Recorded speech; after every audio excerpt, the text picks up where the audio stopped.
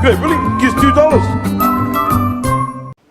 G'day, Tanner Koto, and welcome back to the Anzac Gaming channel. I'm the Anzac Gamer, also known as AngelKnight85, and yeah, this is the final review for the Samsung S8 Plus.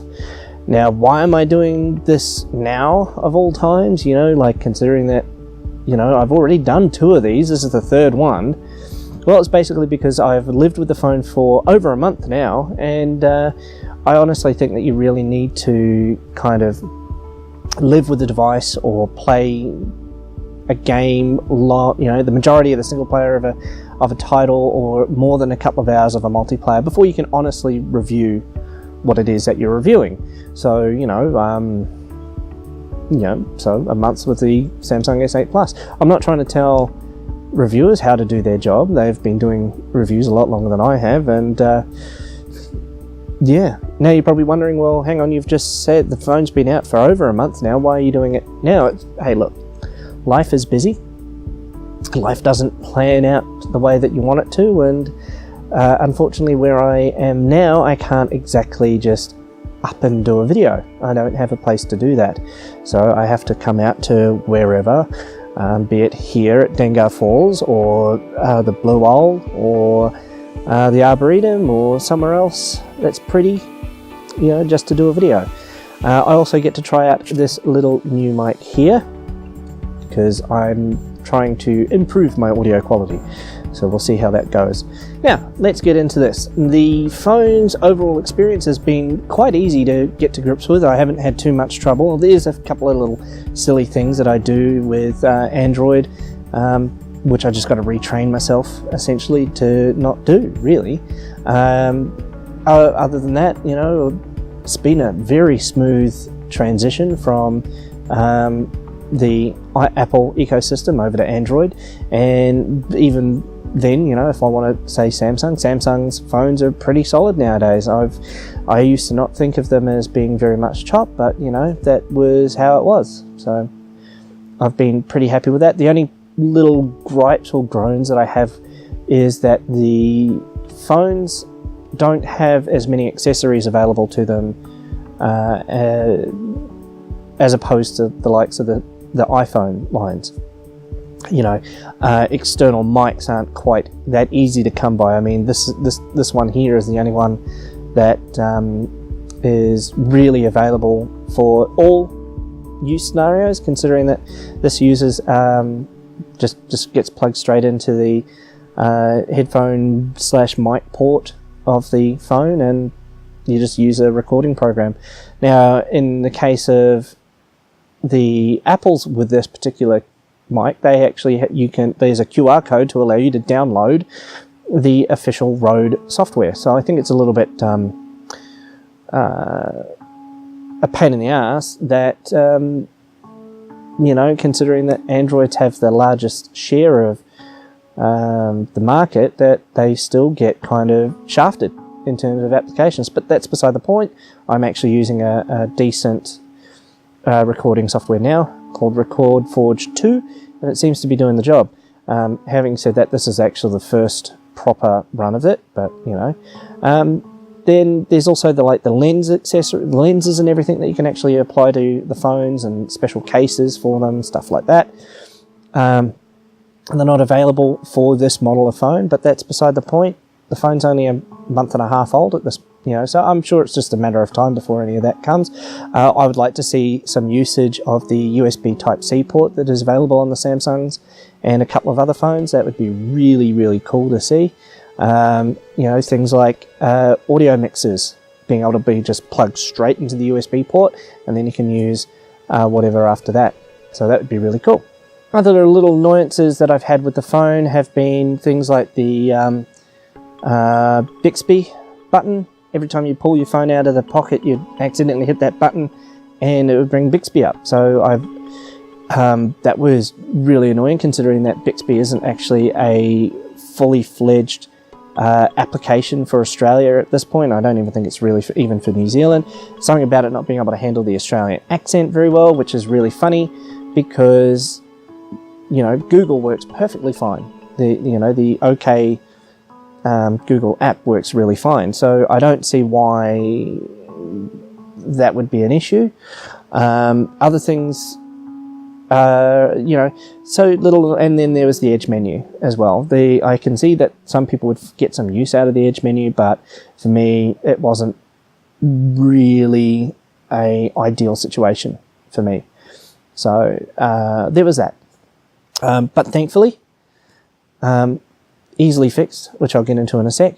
But basically, I just don't understand why Samsung had to think that they needed to reinvent the proverbial wheel, so to speak, when it came to digital assistants. As I said, Google does a really good one, and then they bundle a lot of the with the Samsung phones. They bundle a lot of the Microsoft services in there, so like Microsoft Word and Excel and stuff like that. I don't know why they aren't just preloading with Google, so that you have your Google Docs and Google Street Sheets and stuff like that. So I don't, that's a, yeah.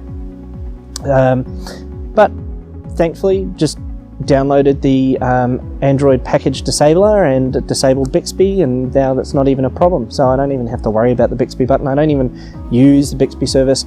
I'm pretty sure overseas, where it's really, really well done and well researched and all that sort of thing, it would run it probably absolutely fantastic system, but unfortunately for me, not so much. And for a lot of Australians, I think would probably just go without it. Thanks, it's all really good. I'll just use Google's digital assistant. And the Edge menu, as I said before, I can see it having a purpose with a lot of people, but just for me, it wasn't any good. It was just more of an annoyance than anything. So there was that. And that's just a simple matter of just going into the settings themselves and just disabling the Edge menu altogether. So there's that. Now on to some things to do with photos. So here's that here. So with the photos, I found that the phone actually works really, really well. Or I should say the photos work really, really well. I am happy with how the camera operates. It is on par with what I've become used to from the likes of the iPhone 6 Plus, which was pretty bloody good. The video quality is good too, with 1080p 60, 2K 30 and 4K 30 being available. Audio is not so crash hot, but that is par for the course with all smartphones, which is easily fixed by using an external mic. So like I'm using with the Rode Smart Lav Plus. And that just, as I mentioned earlier, just plugs straight into the 3.5mm port.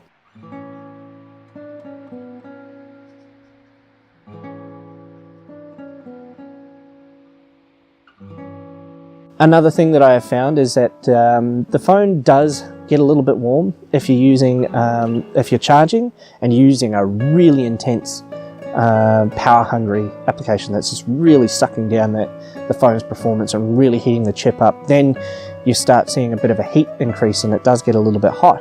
But other than that, for the most part, I haven't found it to get much above skin temperature when dealing with even VR applications. So, overall, she doesn't really get too warm. I mean, even my iPhone would get warm if I was really pushing it and charging. So, them getting hot, to me, is not really a big deal. I mean, all phones are going to get a bit hot, especially if you've got them on charge. Because it's taking a charge in, the battery's getting warm because of that, stuff like that. So there's a couple of little heat generation things happening with that going on. But overall, I think the phone is a very, very solid phone from Samsung. It's a very solid, device overall. The S8 Plus, I'm absolutely gobsmacked with its capability and what it can do. I think I've still yet to really find its limits, outside of obviously application limitations and accessory limitations. So, surely that'll come around eventually. Obviously, certain features that the Samsungs have, obviously they've got wireless charging, they've got the DeX support as well, which is basically a dock that the phone can be plugged into, and then that dock gets plugged into another computer monitor, and you just do what you do with a computer monitor there, and keyboard, mouse, and you get a desktop version of Android, which is really kind of cool. Nice to see that sort of thing's happening. They've sort of taken a leaf out of Microsoft's book with that in terms of continuum with Windows 10. But, you know, swings and roundabouts. The industry has to keep pushing forward, so we can't just really sort of sit on our laurels on this one. Definitely would recommend this phone to people that are looking to get out of Apple. The ease of transference from Apple to the Samsung platform was amazing. I'm still blown away with how easy it was. So yeah, so with that, I've been the Anzac Gamer, also known as Angel885. Thanks for stopping by my pub, or my little nature spot here. Keep that bear on ice, and I'll see you around like a risol. E nohora.